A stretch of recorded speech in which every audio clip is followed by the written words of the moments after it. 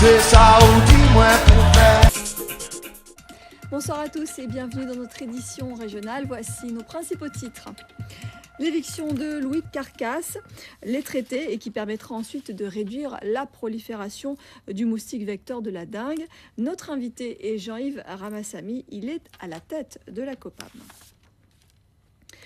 Louis-Constant Fleming, révoqué de la présidence de la ASEM-Samar, le conseil d'administration de la Société d'économie mixte de Saint-Martin l'a évincé à une courte majorité. Cela s'est produit vendredi dernier au cours d'une réunion.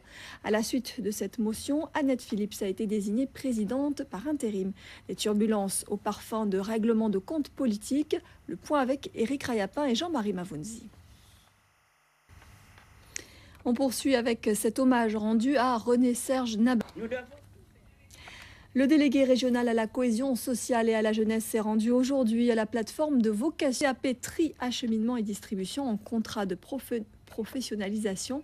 Et dans un an, ils pourront prétendre au poste donc de facteur. En attendant l'examen du projet de loi sur... Je vous propose d'écouter Victorin Lurel. Il est au micro de Kelly Pujard. En bref, un cas de dengue non importé vient d'être signalé dans l'Hexagone, à Nice précisément. Il ne s'agit pour l'heure que d'un cas isolé, mais d'ores et déjà dans le sud de la France pour prévenir toute dissémination du virus. Les mesures de surveillance vont être renforcées et des actions de démoustication sont également prévues autour de la zone de résidence de la personne atteinte, selon les autorités sanitaires. Et on le sait, pour en venir à bout du moustique vecteur de la dengue, il faut se débarrasser des gîtes larvaires. Les autorités s'organisent pour enlever les encombrants, les carcasses de voitures et les pneus. La région et le département ont mis en place vendredi un planning d'enlèvement de ces déchets avec la COPAM, la coopérative des professionnels de l'automobile. Ce matin, Jérôme Bouécas et Philippe Grenier sont allés à la rencontre d'une équipe. C'est le dossier de ce journal. Je vous le disais, Jean-Yves Ramassamy est l'invité de ce journal. Bonsoir, merci d'être avec nous. Bonsoir. Vous êtes donc le président de la COPAM. Cette coopérative existe depuis 7 ans. Oui. Elle vient de recevoir le coup de pouce du Conseil général. De quels moyens aujourd'hui disposez-vous pour en venir à bout de toutes ces carcasses qui fleurissent à travers tout le département? Le Conseil général également vient à votre secours, vous vient en aide à travers des financements? Oui, alors le Conseil général a amené Certaines communes tentent de faire preuve de bonne volonté en essayant de stocker ces encombrants. Malgré tout, on se rend compte qu'on ne parvient plus à les stocker. Les communes sont-elles dépassées par la situation elle-même? Les commissions La création d'emplois également. Oui, c'est-à-dire maintenir les petites entreprises au niveau du transport. Je dis que c'est un cas de personne. Alors, vous avez évoqué tout à l'heure donc les îles du Sud. Comment va se dérouler la collecte dans ces îles, Marie-Galante, les Saintes? Alors, c'est une opérativité. La situation est grave et donc devrait s'améliorer avec l'action de la COPAM. Merci beaucoup, on l'espère en tout cas. De toute manière, juste pour vous dire qu'à partir de ce lundi matin... Merci beaucoup Jean-Yves Ramassamy d'être venu sur ce plateau. Merci. La passe d'armes sur la question du carburant se poursuit entre la ministre de l'Outre-mer Marie-Luce Panchard et la députée guyanaise Christiane Taubira. La députée soupçonne l'État de vouloir ralentir l'avancement du dossier, notamment sur la demande de dérogation qui permettrait au département de chercher un fournisseur autre que la SARA. Le point avec Roland Pidéry de Télé-Guyane.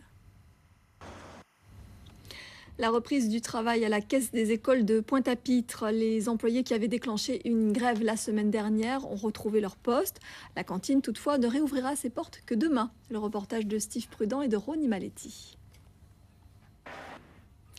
La FSU, la Fédération syndicale unitaire, faisait 3 septembre prochain. On écoute les précisions de Guy-Luc Belrose. Il est le porte-parole de la FSU.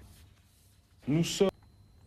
Les médicaments génériques n'ont pas la cote. Ils sont beaucoup moins utilisés, en tout cas que dans les autres départements d'outre-mer et l'Hexagone.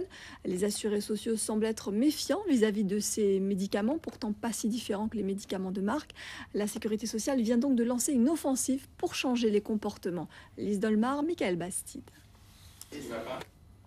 Le CAGI, désormais au cœur de la ville, le centre d'analyse géopolitique quitte l'UAG pour Pointe-à-Pitre. Ces nouveaux locaux ont été inaugurés ce matin. Une cérémonie très solennelle en présence de personnalités politiques et universitaires. Cette relocalisation s'effectue dans le cadre d'un partenariat initié par Henri Bangou, l'ancien maire de Pointe-à-Pitre, et Alain Arconte, ancien président de l'Université des Antilles-Guyane. Le reportage de Robert Gaspard et Paul Labéca. En bref, 110 marins du Ventose, le navire militaire basé à Fort-de-France chargé du narcotrafic, sont actuellement en Haïti. Ils ont apporté 40 tonnes de fret humanitaire et se sont aussi portés volontaires pour offrir une aide de terrain à Port-au-Prince. Des marins effectuent des travaux de peinture et de bricolage dans les salles de classe préalablement rénovées par les régiments du service militaire adapté de la Guadeloupe et de la Martinique. Haïti, où la protection civile a décrété l'alerte orange sur le pays, indiquant que de nombreuses régions étaient susceptibles d'être inondées en raison des fortes averses prévues durant les prochaines 48 heures, en prévision du passage de l'ouragan Igor au large.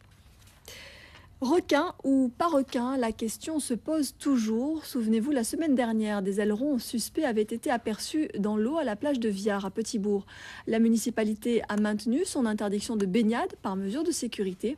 Des spécialistes du milieu marin affirment ce soir que la présence de requins n'est pas exclue, car ils auraient trouvé dans cette zone de quoi se nourrir. Les explications de Patrice Gonfier et Christian Danquin. En bref, l'enquête sur l'accident d'avion à Anse-Bertrand se poursuit. Le moteur de l'avion part aux États-Unis pour une analyse approfondie. Cette analyse permettra de déterminer les causes de la rupture du disque du compresseur qui serait à l'origine de la panne. Le Cessna avait réussi à se poser en urgence. Je vous le rappelle, le 5 septembre dernier, les 7 passagers avaient été légèrement blessés.